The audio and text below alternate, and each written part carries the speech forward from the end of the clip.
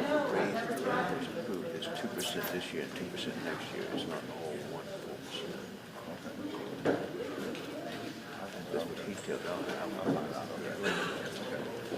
I told him I was writing a letter on Monday. Okay.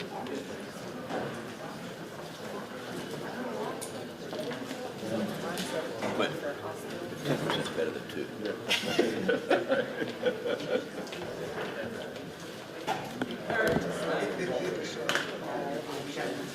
Shall protect what our Constitution should in there to public-private something like that. They used to say, I can write something and send it over, call brother and talk to them, make sure that that's included in there.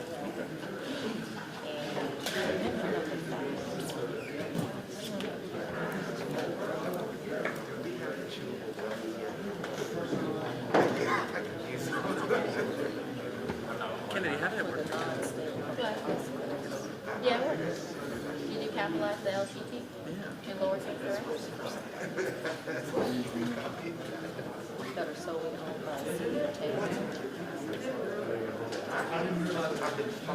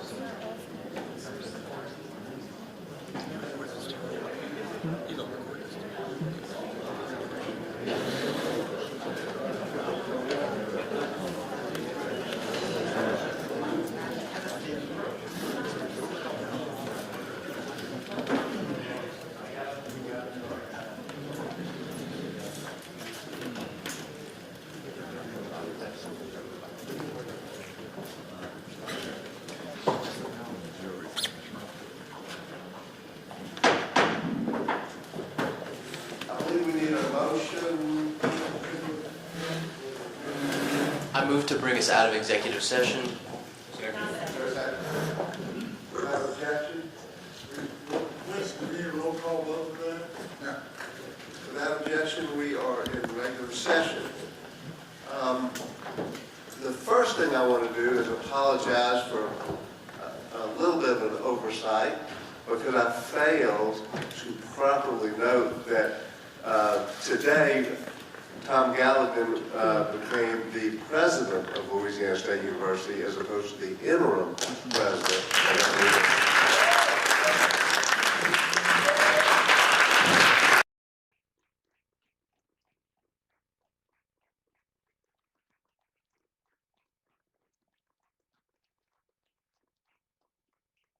And I'm going to call on Mr. Starnes for a brief comment. I just want to express my appreciation for President Galligan. We asked you to become the interim, and not that that was ever going to be easy, but I don't think anybody had any idea how difficult the job we asked you to do was going to be. And I think you did it with extreme grace, tremendous amount of work, and I don't know how we could have gotten it done any better than what you have done. And I sincerely appreciate your efforts in that regard. Thank you, sir. I echo that. I know every board member echoes that. You have done a phenomenal job. You've become a great friend, and you are one great LSU Tiger. I can tell you, folks, this man has done unbelievable work, as we all know. 2 words, thank you, and It's an honor, but most importantly of all, it's a team, and they deserve the applause and the credit. So thank you.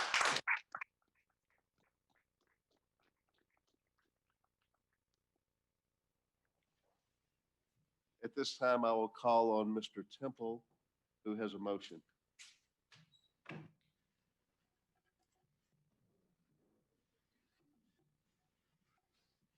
Mr. Chair and LSU family, I have a motion to make. And the motion is, therefore be it resolved, the Board of Supervisors of the Louisiana State University, Agriculture,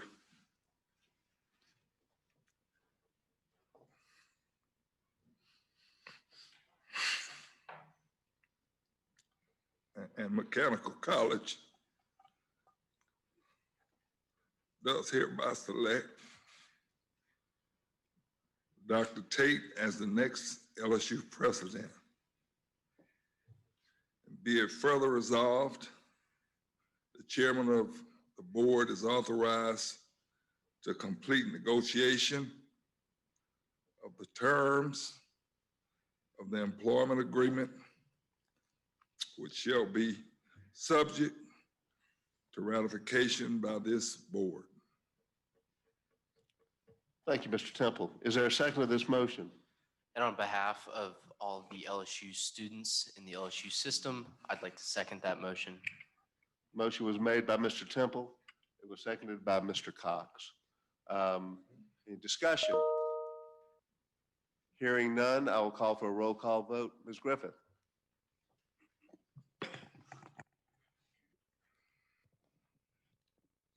Mr. Danf, Yes. Mr. Starnes, Yes. Ms. Warner, Yes. Mr. Armenter. Yes. Ms. Aronson, Mr. Blossman, Yes. Mr. Brown, Yes. Mr. Cox, Yes. Ms. Jones, Yes. Mr. Mallett, Yes. Mr. Morris, Yes. Mr. Morrow, Yes. Mr. Temple, Yes. Mr. Williams, Yes. Mr. Woods, Yes. Mr. Zuschlag, Yes. 15 yeas and none opposed.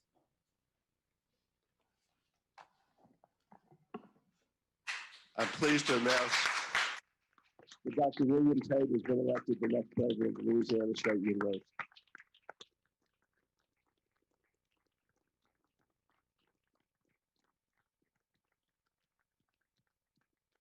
I assume that he will be notified, and I think in a moment we will adjourn.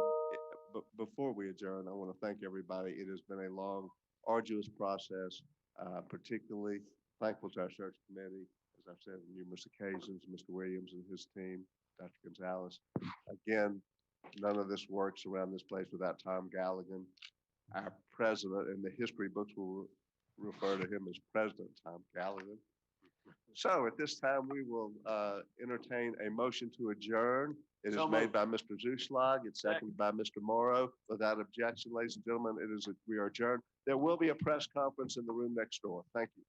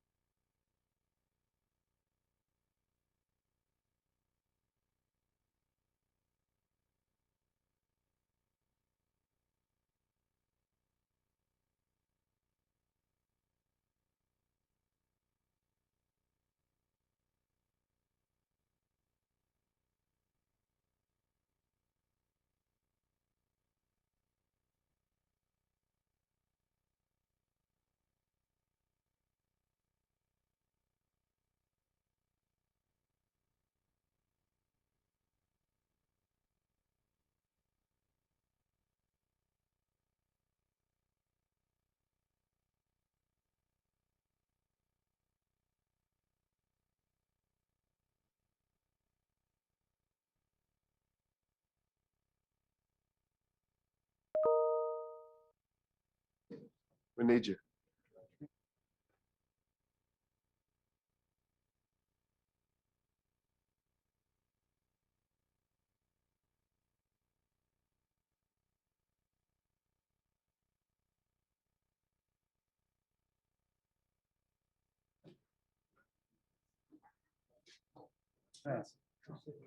We good? Everybody said.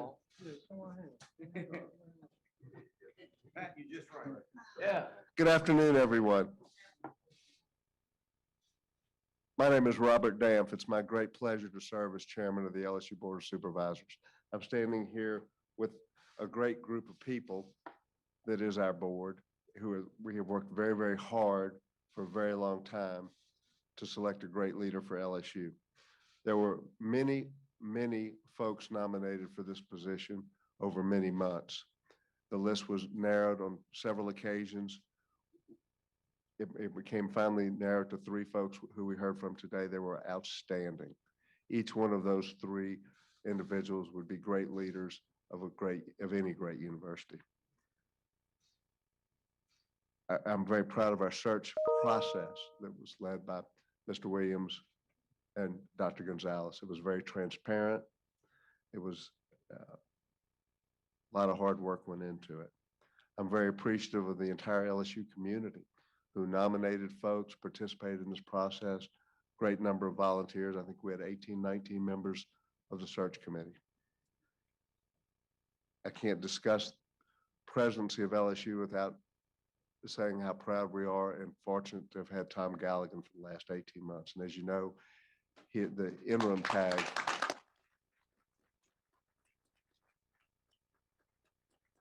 history will show that Tom Galligan was president of Louisiana State University.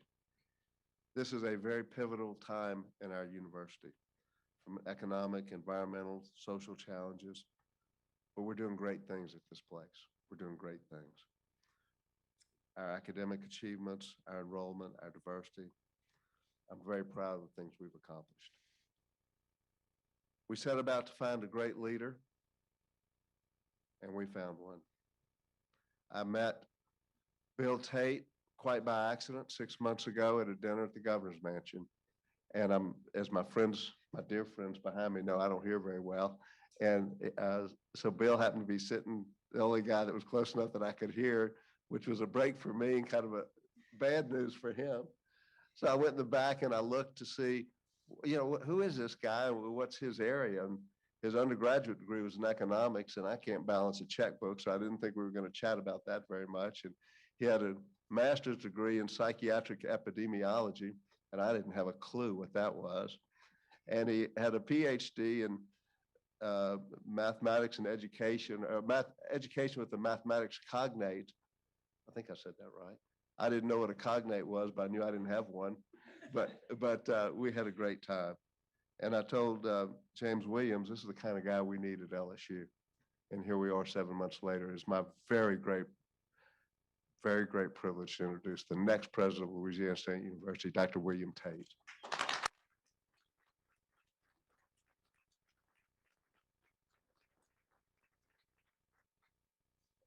And y'all know I'm a bit of a goofball. I forgot to introduce the best part of Dr. William Tate, Kim Cash Tate. And I highly recommend, by the way, go to the website, and this is not a paid political advertisement, Kim Cash Tate, and listen to her sing. She's amazing, Kim. And she's also a lawyer, which is near and dear to my heart. So Kim, I didn't mean to slight you. Pardon me. Thank you. Thank you. I didn't know what was going to happen, sir, that day when we met. I honestly did, and I really appreciate you and the other supervisors for this opportunity. I'm really overwhelmed with it. Quite frankly, it's not something I expected a year ago. I was very happy in South Carolina, but I'm going to be much, much, much, much happier in this context, and I'll explain why. First of all, you've been giving me a hard time for a year about football. And I don't have to worry about that anymore because I'm here. And I'm really excited to be part of this community. My wife, Kim, and I are really excited. I know we've enjoyed, we went up to Shreveport, yesterday. The days are blurring, day before, or within the last 48 hours, okay? and really enjoyed it, and then walked around and saw this beautiful community. But what I'm really most excited about, I met students here who really are amazing. And for me, this position is all about what can we do to help students and get people access and opportunity in higher education. I have a tremendous passion for that. That's really in my DNA. How do we help people regardless of their background? We find the money, we get you here, and we give you an opportunity to live your dream. And I think there's no better place in the United States to come find your dream and make it happen than right here at LSU. I'm excited about being a part of the system. We have amazing opportunities, in my opinion, from a developmental perspective, from two-year colleges all the way through medical education and PhD education. And I hope that we can support it and make it really, I know it's good now, but I know your expectation is we're going to be better in some years. And so I promise you, that's where we're headed. We're going to keep going up. I would be remiss if I didn't say we are experiencing some challenges at this institution.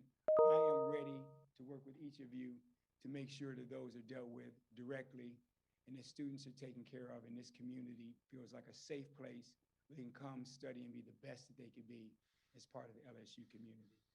I will not belabor my remarks.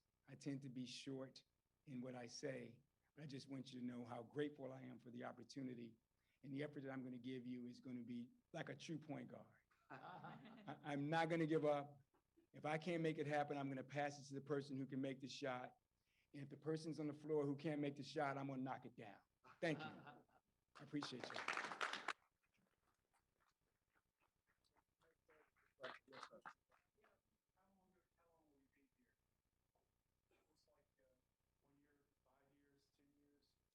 You mean in this trip or in my career? I will be here. Can I answer that? 20 years. My intention is to be here as long as you have me. Now, they have a lot to say about it. Point of fact is I have to perform. And if I perform well, I hope to be here. I might look like I'm about 20 years old, but I'm a little older than that. And I hope that this would be a place where I would end my career in such a way that you'd be proud. And so it's not my intention to be anywhere else than right here in Baton Rouge and broadly in the state of Louisiana. Start by doing a new strategic plan. Was that what I was understanding? Well, we had some conversations during the interview process about the strategic plan and where it is right now. And there are a lot of ways to do strategic planning. I think that there's an opportunity for us to delineate some common goals that would go across the system and to then move forward in uniform fashion to achieve those. And so I think we have an opportunity to do that. I'd like to work with my colleagues to figure out if this is the best time. We're in the middle of a capital campaign. You generally align those together, but we'll have some conversations and look at it and see if that's the right direction. All right, we're going to pass the mic so we can hear it on Zoom. So just raise your hand. I'll come to you. And please introduce yourself so Dr. Tate knows. Dr. Tate, Johnston Von Springer, Channel 2 here in Baton Rouge. Can you kind of surmise, in your opinion, how LSU has handled fallout from the Hush Blackwell report? Do you find it satisfactory to this point? And as it relates to Title IX, what is going to be your first step implementation to move the university forward? Well, I'll start with your second question because that's the better one for me. The reality is, I think that we need to have and be a model for the rest of the United States of America and how to handle Title IX. If you think that this is the only institution in this country that is dealing with this matter, that is not, unfortunately, the case. And I think that we have an opportunity to design and build a trauma-focused approach where if a victim comes forward, that we recognize that they have been traumatized in some form or fashion, and then we work with them in the context of that trauma to make sure that they are taken care of. And I think that deals with the first part of your question. So in the end, in looking at the report, our end game has to be a trauma-focused approach to dealing with sexual harassment and sexual assault, and ultimately an adjudication process that is quick and aligned with the federal guidelines in terms of the time frame and having the capacity to do that. And then if a person is found guilty of that, eliminating them or removing them from our campus as soon as possible. Dr. Tate, Lester Dewey with Channel 9. What's your biggest challenge facing you here at LSU? Biggest challenge today is getting to know you. In the end, what I have to do very quickly is to come to understand what the people of the state of Louisiana want, what my colleagues who are going to be my accountability system what they aspire, what the faculty and staff and students desire. And I've got to do that pretty quickly. So I've got to be a quick study, come to understand the needs and the desires of the folks here, and then organize us in a way that we might be able to attain the goals related to what the community wants to be in the future. It's about dreaming, and I want to hear what the dreams are.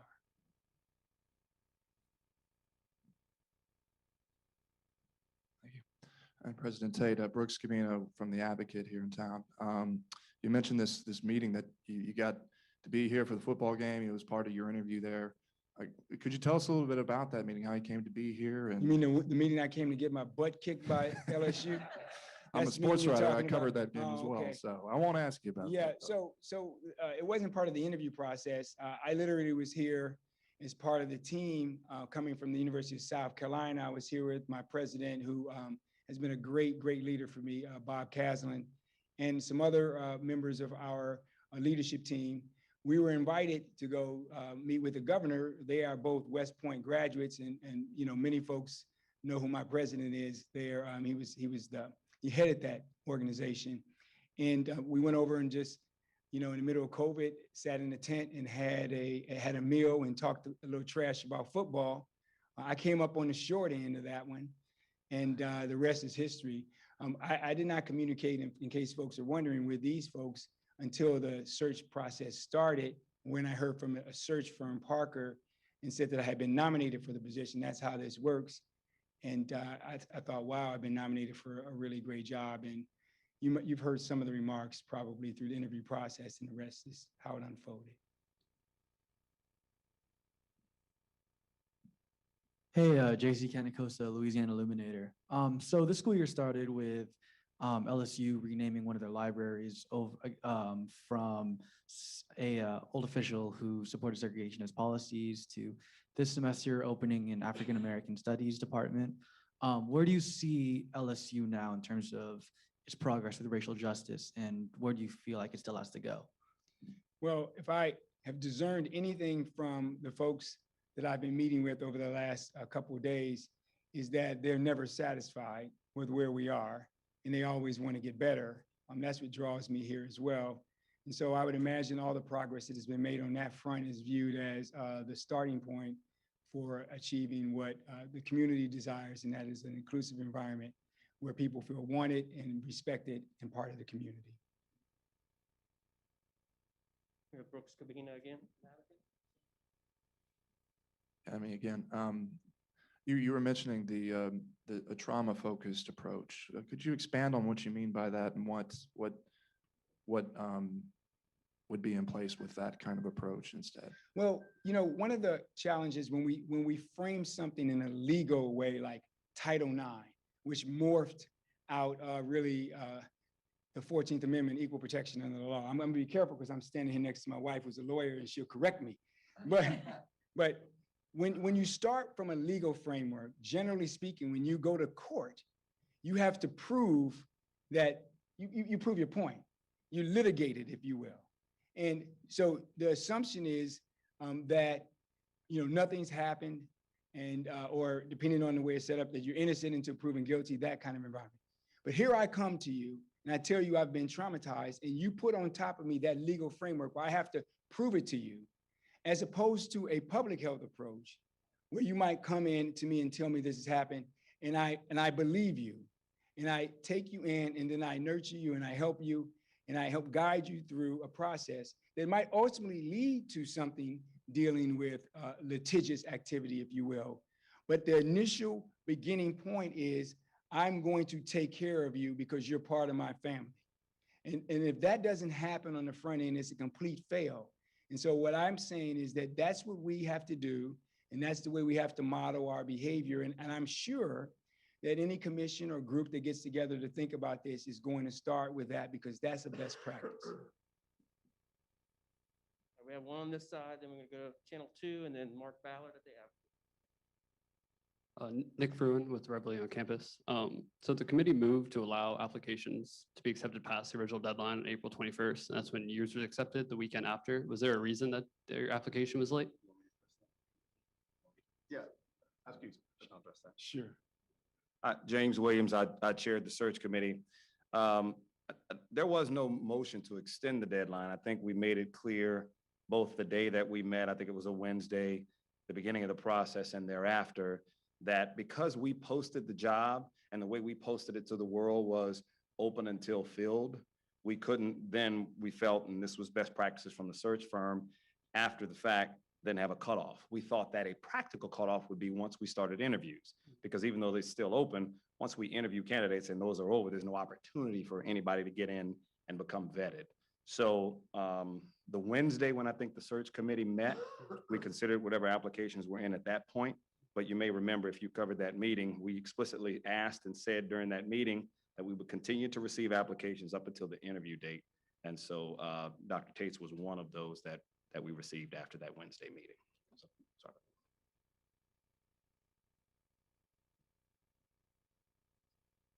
Dr. Tate, a follow-up to that before I get to my question. Obviously, later that week was when your application came in. Was there a reason you personally waited that late in between when the first applicants were publicly revealed? Did you talk to anybody from LSU, or was it personal mulling of the decision to apply that your application came late? Right. So, I'm going to be direct and tell you, hey, I love South Carolina. I know I love you all too, but I really enjoy my time there. The people have been great to me. It's a wonderful place. And it was a very hard decision for me personally. Ultimately, I made the decision, obviously, to apply. And then once you apply, you begin to know the people and get a sense of what you're going to experience here as a part of the community. And we were drawn to that over time, because at any time you can withdraw. Obviously, each day and each moment, I just became closer to the group here. And I feel like we made the right decision. And ultimately, it's played out in a way that I can be part of the community for a longer period. And then my question I had for you, I guess a moment of reflection. Obviously today, a historic move for LSU, for the university. You are the first African-American president. You will also be the first African-American president in all of the Southeastern Conference, excuse me. Can you just reflect on that milestone personally for a moment, maybe? Yeah, as I told the committee, my grandfather grew up in Oxford, Mississippi. That's an SEC town. My grandmother's from Mississippi Delta. My other side of my family is from Tennessee and Kentucky. It's all SEC country. Quite frankly, I didn't think this day would come. And I had a conversation with a colleague a few years ago, asked the question, would it ever be possible that actually an African-American would be president in the SEC? My colleague told me he thought it would be possible. Y'all made it possible. And so I'm really grateful for it as I reflect historically in my own personal journey. It's a huge moment for me individually, just being a president, period. But this part of history to me is very special. It also means that I have to absolutely be outstanding, because they're going to hold me accountable. So what I would like you to say in X number of years, because you asked me how long I'm going to be here, is that not that the guy was just an African-American president, but he did a daggone good job, and we're thankful he came.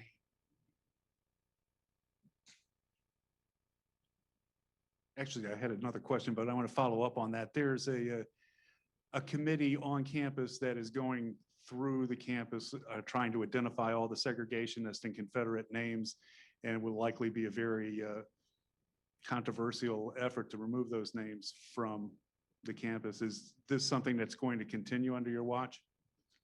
I understand that committee is working very hard, and I see no reason why. I will let somebody else answer, but for my take, I wouldn't see why they would stop, because I've arrived. It seems like the train is rolling, and they're going to historicize and contextualize these artifacts on campus and various buildings and provide us a report. And I think we have to look at that report as a community and assess where we are with those names. Would that include the Tigers, which is a Confederate unit? Well, I haven't seen the information in data, sir, so it hasn't been contextualized. I don't have a report. So I would be speculating on what they're going to say. I understand there's some outstanding historians on there, and that I expect the empirical evidence to be really very clear. But that said, there's history and then there's a decision. No decision has been made. And so what we're going to get is a report that tells us the history of the different names. And then there has to be a decision. My initial question was, when are you actually going to be coming? Here's it. Oh, I believe it's July 2nd. July 2nd? Yeah. Has there been contracts? Yeah. Actually, well, I'll let you talk because you're the chair, sir. I have authority to negotiate with him per the board resolution, and we have some general concepts. I don't think we're gonna have a problem with the contract, if that's your question. Well, no, if the contract's not finished yet. No, the contract is not Generally, finished. what will you be paid? Winston? We haven't finalized the contract.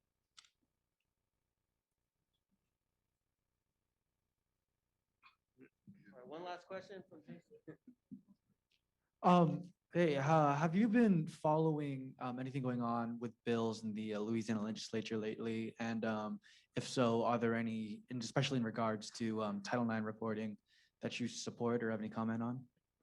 Well, up until a couple of days ago, I was following all the bills that were in South Carolina. And I can tell you what's there, and we're gonna get a ton of money that I'm walking away from. But I haven't followed the bills here in Louisiana. I'm sure I'll be briefed very carefully about those bills in short order. Thank you. All right, thank you, Dr. Tate. Do you have any closing remarks?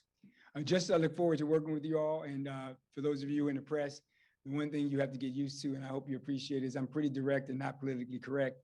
So feel free to ask what you need to ask. I want to be a transparent individual here for you and just lay it on the line. You write it, and I'll make sure you get the absolute truth in what I'm saying. Appreciate y'all. Go Tate!